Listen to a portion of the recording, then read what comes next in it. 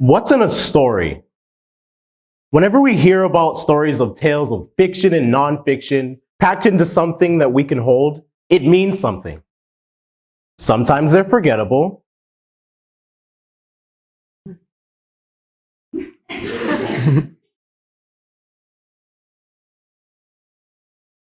Other times, not so much.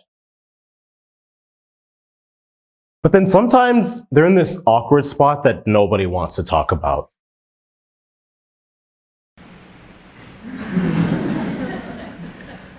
But I've come to know great stories, very interesting ones through the medium of animation. Now, animation isn't just some kid doodling along in their day or someone filling out a coloring book, and it's definitely not just anime. Animation is an expressive medium where animators get to take their imagination and make it into something tangible, something that the world has never known. I was exposed to animation when I was younger through children's channels like Cartoon Network, Disney Channel, Nickelodeon, mostly Cartoon Network. And these stories were interesting to me because they were different from the stories that I was told as a kid by my parents, by my caretakers, by people. These characters didn't look like me. They definitely didn't sound like me, but the stories are memorable. But remember when I said animation wasn't just anime? Now, animation is a cornerstone of anime. Well, anime is a cornerstone of animation that expanded the definition of animation to me. Despite it being very different at times, it let me know that some of these stories can be expanded upon just a kid's presence. These were adult content things that were being shown to me.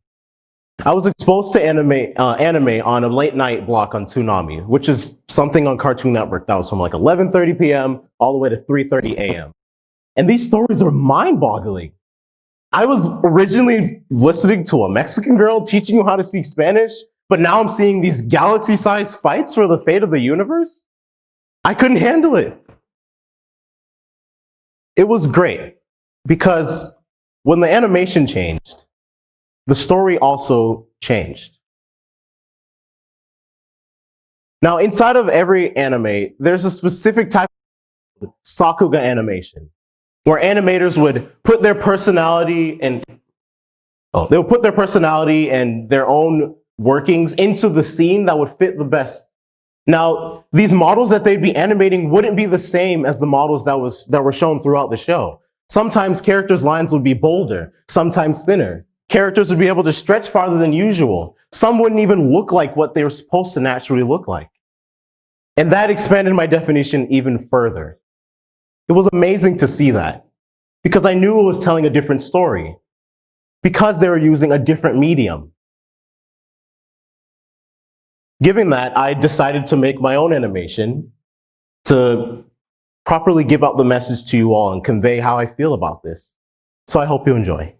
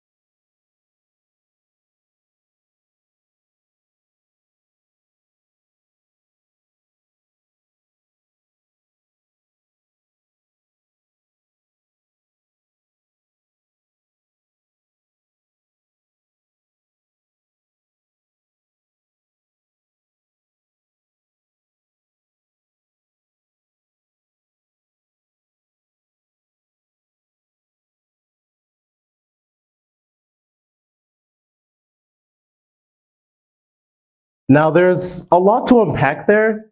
So, why don't we start at our characters? Brimming lines of personality and life, all put onto a pastel of black and white. Our protagonist sees the world as either this or that. Never anything in between or anything outside. This definition is great. It's befitting for a child who doesn't know how the world works. And through that, when you see progress is painful. And it's even all the more painful when you're not used to it. Thrown into darkness, our protagonist somehow seems that there's nothing that he can do to get out of it, despite him growing every day. He eventually stumbles across something to help him change. He meets better people. He starts pursuing things that he likes. But most of all, he grows to love himself. Eventually, the darkness does return again because the problem was never solved. You can't just jet away issues as if they'll never come up and resurface as something else. Because it's something that you have to fix yourself, a problem that's within our own protagonist. Now, when I made this, I decided to go for a more childish approach because that's how I saw the world. Of course, I don't know how everything works. Of course, things happen and I don't understand what they mean. Nobody has control over everything in their own life. So through a kid's eyes, it's easy to just scribble something down. But when things get bad, they look especially dark. But when they're good, they're better. They're more colorful. Lines are rougher. They have more personality with them. I also chose that background of crumbled up pieces of paper because no one's life is perfect. We all start out with a clean slate, but sometimes we mess up. We have to erase. Sometimes we erase too hard and we rip it. Other times we mess it up ourselves on purpose because we can't fathom the fact that that's our own life. So we crumble it up and we throw it away. But I can't. I don't want to throw that away. So I pick up my paper, I unravel it, as ugly as it might be, and I keep drawing. When I made that, that's when I realized that the medium and the story are more related than I ever thought, regardless of what story was being told. I learned that the medium is the story. Recently, I was watching a show called Steven Universe, which is also on Cartoon Network. I didn't grow up at all. And it's about how this character named Steven, who is half alien, half human, lives on a city on a beach with other humans and aliens and interacts with them on a daily basis, figuring out who he is. Fast forward to the end of the show, major spoilers, he has to face his own self, a dilemma that he's been dealing with for a majority of the conclusion of this show. Our character, Steven, has been dealing with this double consciousness dilemma because he doesn't know if he should define himself as an alien or a human. To aliens, he's just another extraterrestrial life form that they have to conform to their own rules. But to humans that he's befriended, that he's known, sure, they're his friends and humans and they see him as a human. But the problem was that he didn't. He didn't know what he saw himself as. Because at the end of the day, it doesn't matter what everyone else thinks about you. Because when you have your own definition of yourself warped, you are too. So at the end, he gets separated from his alien self and he realizes that his human self is dying. He can't survive without the alien self, in which he starts to cry out of happiness. He knows that that's a part of him that he can't get rid of, but it's also a part of him that he can define himself with. And when he becomes whole, of course, he's a jetting pink hue that's different from all of that beige, black and white background. He's contrasted because of that color. Yes, he's something different, but he's also something that he can define. It was a different medium which told a different story. Now, I want a little interaction with the audience for this one.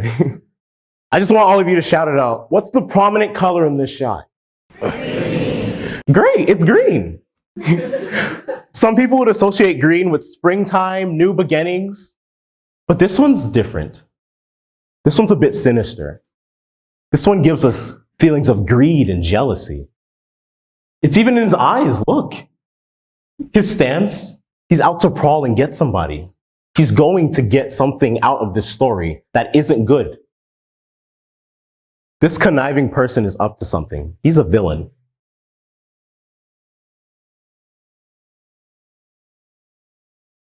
What's the main color in this shot? I mean, it's dark, I guess. It's nighttime.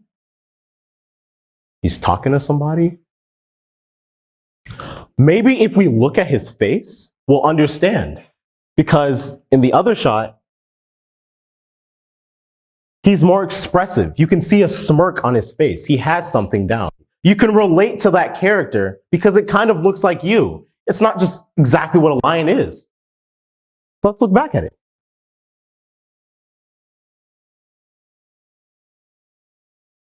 I just see a regular lion.